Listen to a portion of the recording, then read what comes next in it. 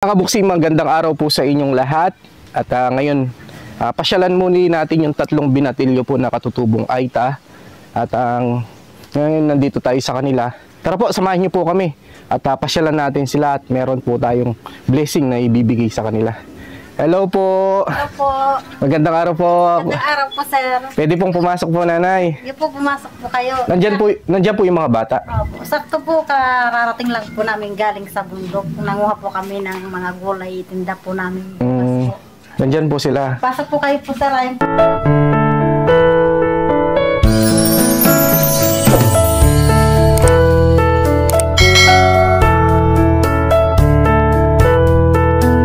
Kumusta po yung po ng mga bata ngayon? Ito po, nag-aaral po sila. Sabado, linggo po, wala po silang pasok ngayon. Gagaling lang po namin sa bundok po, kuya. Nanguha po kami ng puso. Nanguha din po kami ng puso ng saging, tsaka pako. Iyon po yung kabuhayan namin para makaraos po yung kanilang pag-aaral po, kuya. Nangunguha po kami ng puso ng saging. Yun po yung binibenta ko po tuwing linggo po para po pambili ng bigas at ganon din po para makaraos po yung kanilang pag-aaral po, kuya. Sa ngayon po, ito pong Abril po, meron pong mag-graduate po, kuya, si Albert po. Grade 10 po siya, kuya. Grade 10. Mag-graduate siya ng... Grade 10 po. Bali, papuntang grade 11 na po siya. Po. Anong grade na po kasi sila, ate? Si Janelle po, kuya, grade 11 po ngayon.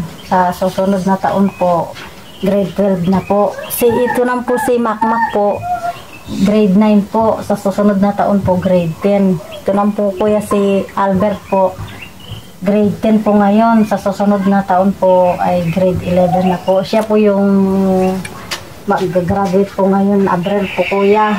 May binabayaran po kami sa school po. Ang 770 po, kuya. Yun po yung pinaghahandaan po namin, kaya palagi po kami sa bundok.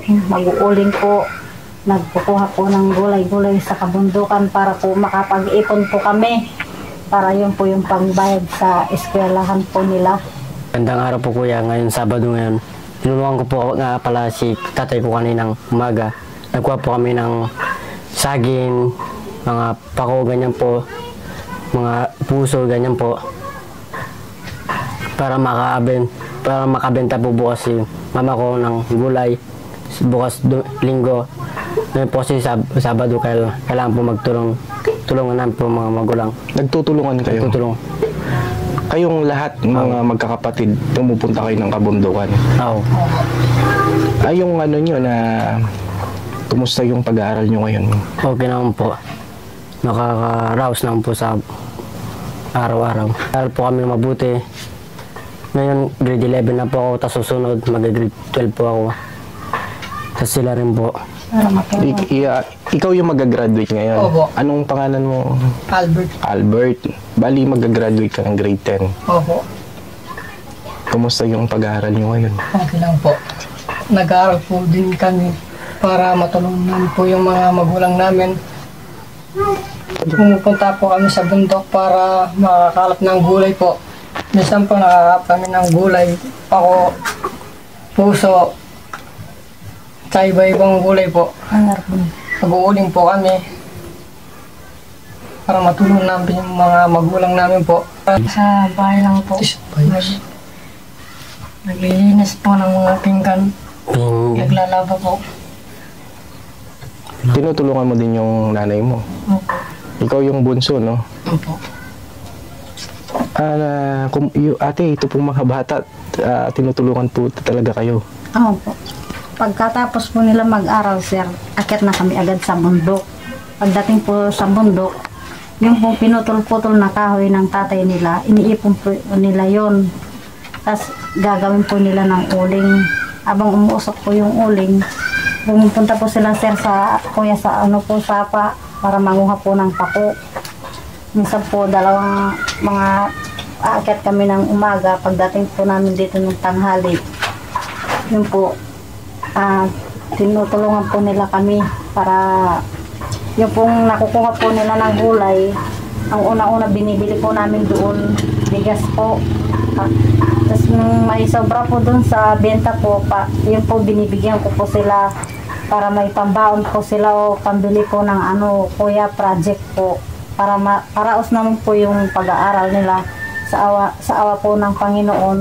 Ayun po, magagraduate na po si Albert po, na ipagpapatuloy po naman nila yung kanilang pag-aaral sa kahirapan ng buhay po. Ay tuloy-tuloy lang po yung kanilang pag-aaral para yung sinasabihan ko po sila yung nararanasan namin kahirapan, yung makapagtapos po sila ng pag-aaral ay hindi na nila mararanasan yung aming kahirapan po. Kuya, yun po yung palagi po sinasabi sa kanila. Kuya, hindi po kami nakapag-aral.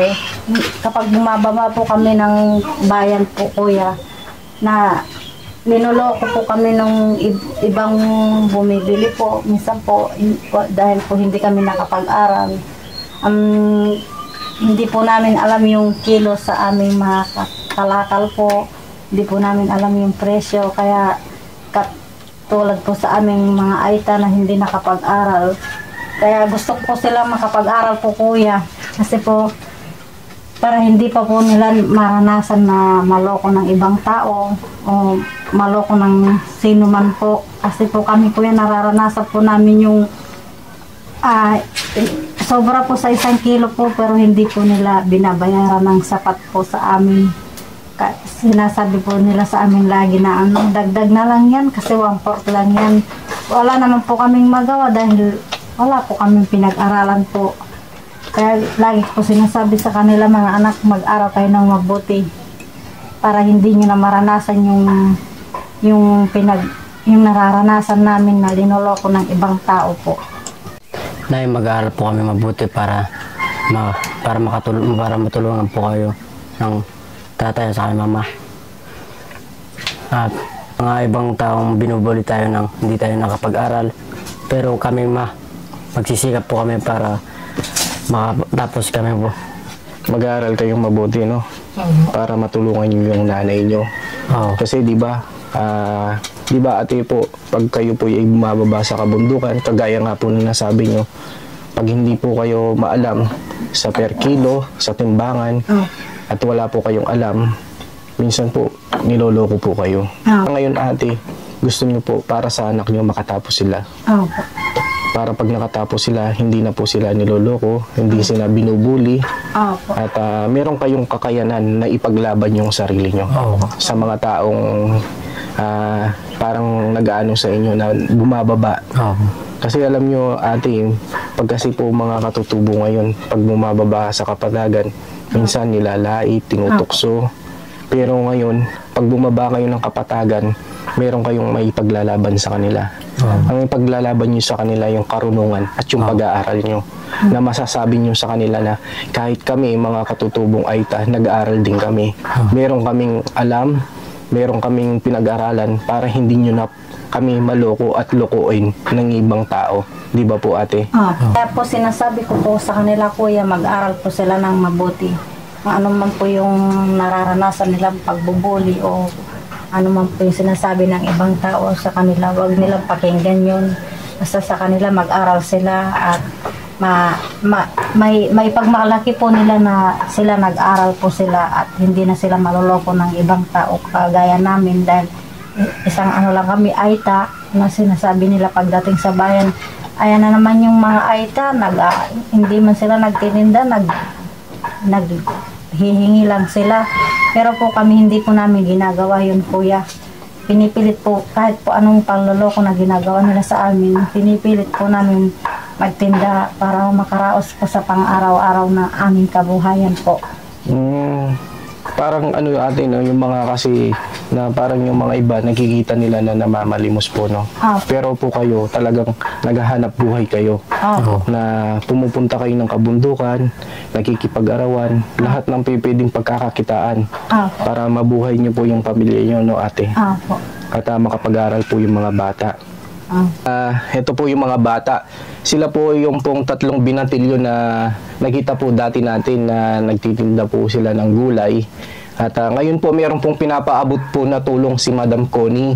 Ate, kaya po nandito po kami at binalikan po namin kayo at kinumusta at napag-alaman po natin yung mga bata na nagsusumikap, nag-aaral po at tinutulungan po ang kanilang nanay at tatay. Ngayon ate, ito po yung mga bata. Meron kaming dalang tulong po. Ito po pinagkaloob po sa inyo ni Madam Connie. 25 kilos na bigas, may grocery. Ito pong grocery ate, magagamit nyo na po pang isang buwan.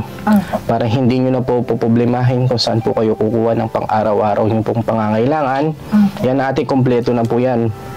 Meron pa pong sabon panligo, panlaba na magagamit siya din. Ito. Si Albert po magagraduate po siya ng grade 10. Ngayon sakto po meron pong pinapaabot po na tulong si Ma'am Connie na cash po na 4,000. Ito magagamit nyo din. Alam ko malapit na matapos yung pag-aaral ngayong April, di ba? Para sa susunod na pasukan, makabili kayo ng mga gamit nyo, mga school supply, at lalo na kay Albert na magagraduate ngayon, no ate? Sakto po yung pagdating po namin para maibigay po itong tulong na ito. Ito ate, 4,000 po, no? Tanggapin nyo po ate para sa mga bata. 1,000, 2,000, 3,000, 4,000. Ma'am Connie, marami pong salamat po sa binigay niyo pong bigas, saka po sa grocery, saka po sa sabon, saka dito po sa pera.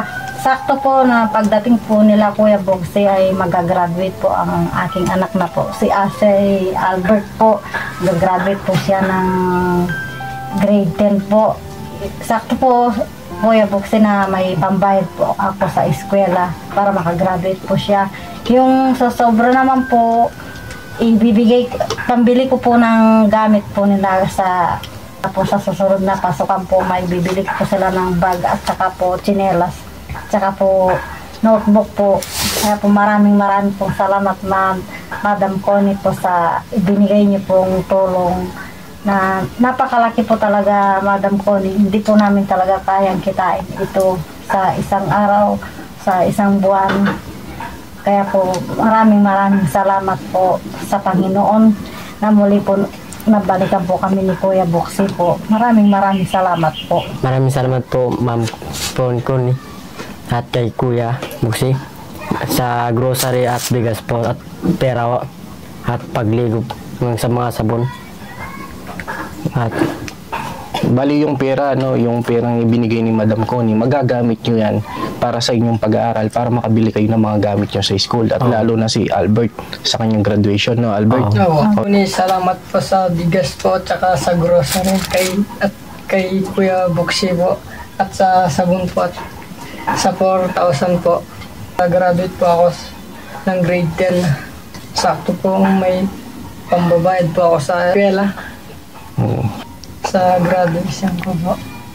Bali ate, sabi mo nga kanina na iniisip niyo po kung saan kayo kukuha ng perang pambayad po ng graduation ni Albert. Opo. Pero ngayon, napakalaking blessing po na dumating po sa inyo. At unang-una natin, nagpapasalamat tayo kay Madam Connie.